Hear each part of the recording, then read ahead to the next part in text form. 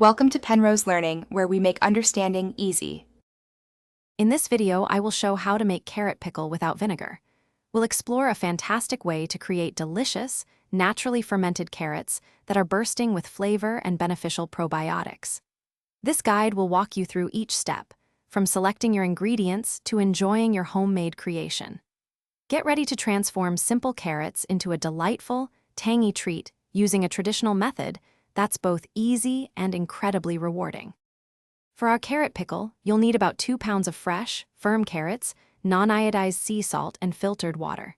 Start by thoroughly washing and peeling your carrots. Then, slice them into uniform pieces, either rounds or sticks, about 1/4 inch thick. Consistency and size helps ensure even fermentation.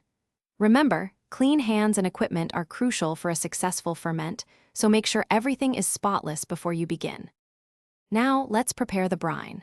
Dissolve 2 tablespoons of non-iodized sea salt in 4 cups of filtered water to create a 2% brine. Tightly pack your sliced carrots into a clean, wide-mouth glass jar, leaving about 1 inch of headspace.